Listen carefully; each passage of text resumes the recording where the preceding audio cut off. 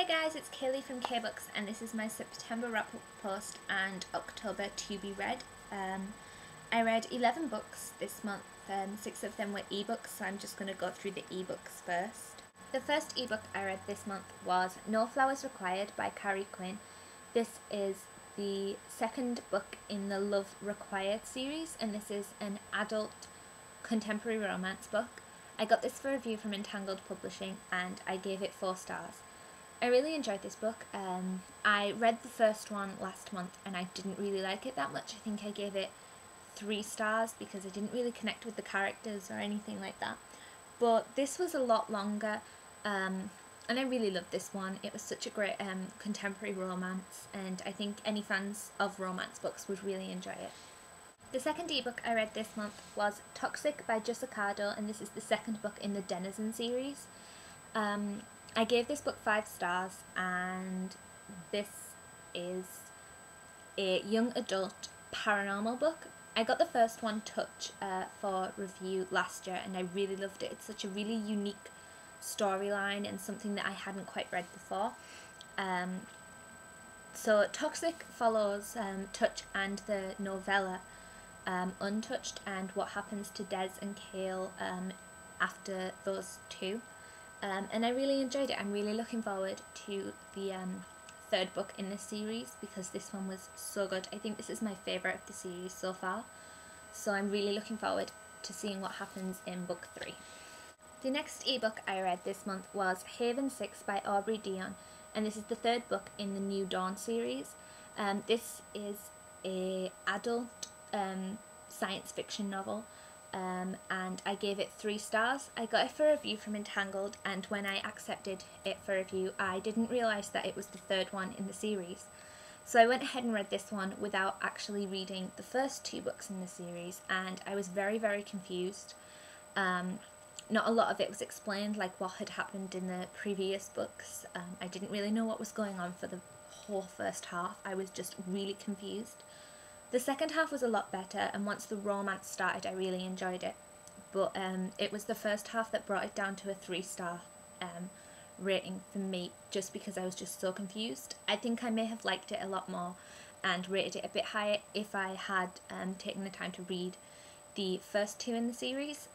So I'm planning on going back and reading the first 2 at some point, and hoping that that will help my understanding of this book, because I did spend a lot of it just really The next ebook that I read is The One by Heather Self, and this is the first series in the Portal.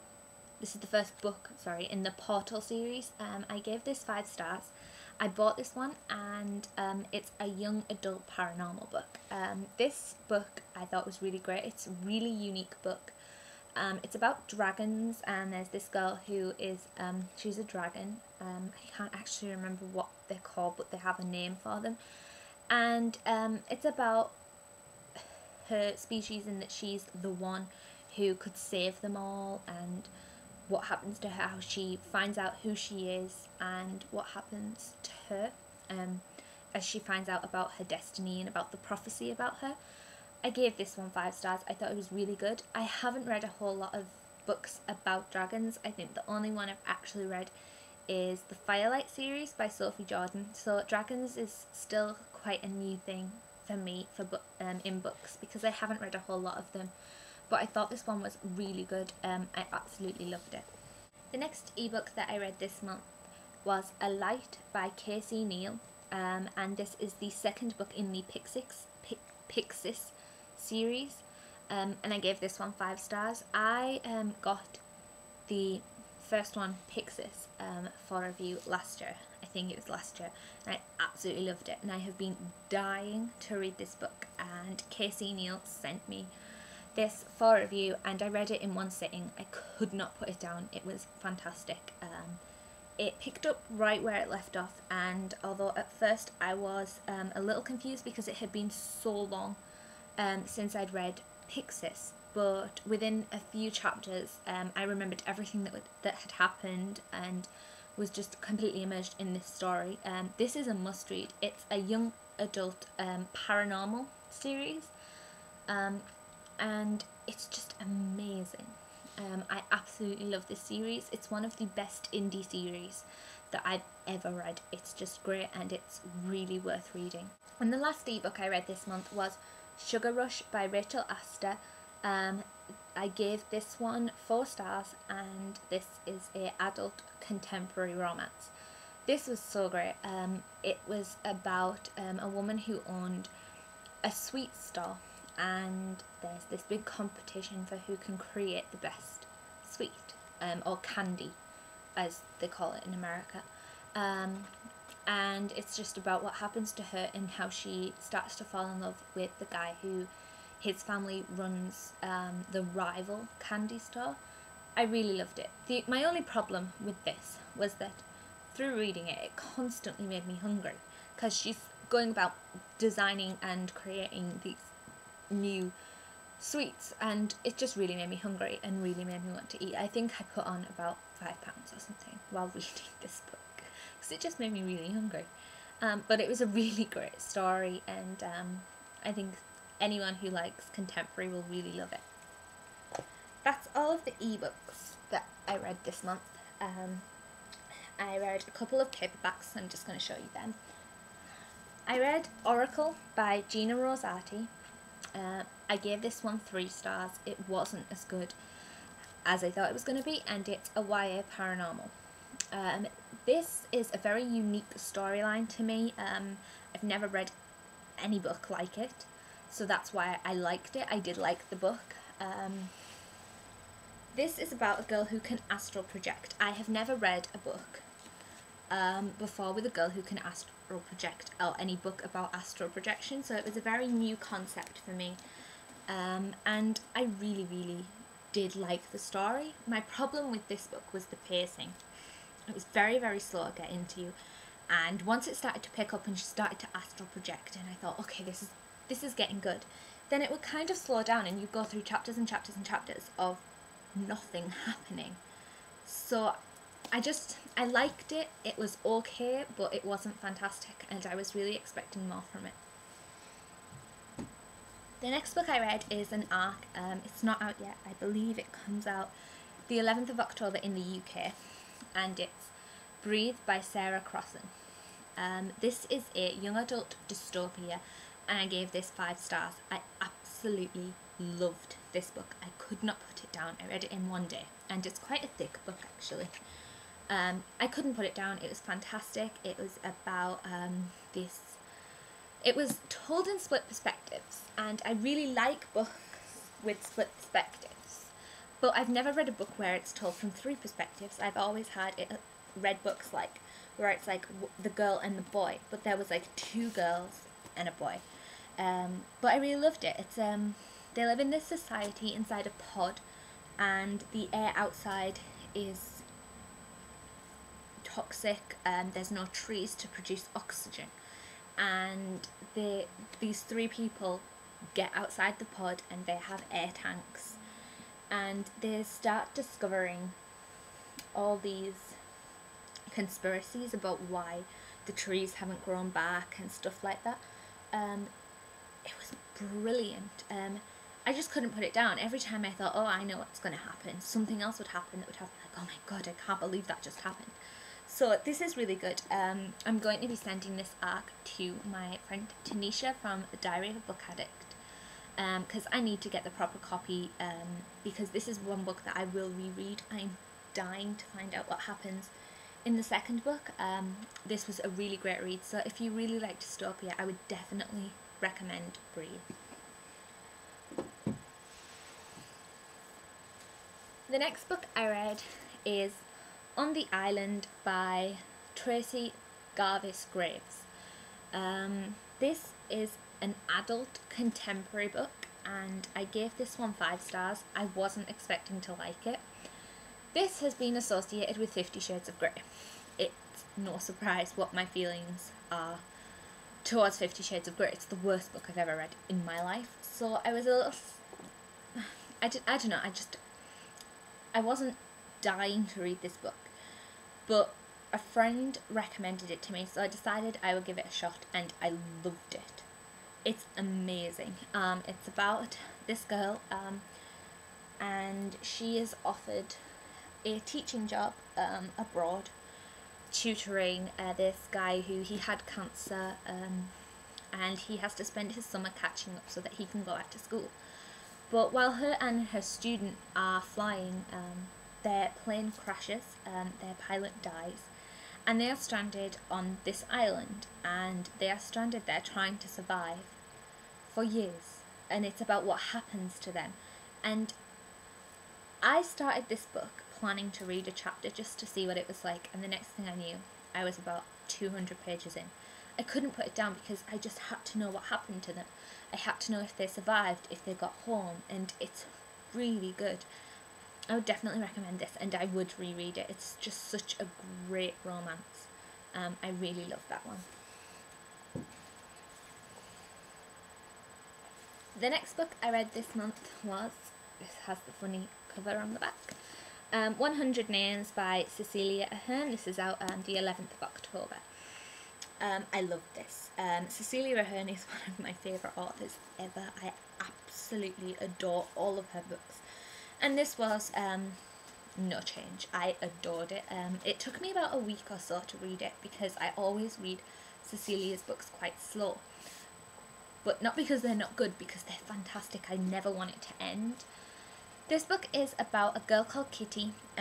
She's a reporter, a journalist, and she had this job on a television show, reporting, and she didn't get all of her facts right on a story and accused a guy of something, and it was wrong. Her story was wrong, so she's sort of been ridiculed and finds that she can't really write, and her mentor died and left one last story that she hadn't wrote that she really wanted to write, and Kitty is chose to write this story, and all she has to go on is a list of 100 names, and that's it. She doesn't know who these people are, what connects them, and it's a journey of her finding out who these people are, and their life stories, and through that she starts finding herself and being able to write again, and finding what she did wrong in her life and how she could learn from the mistake.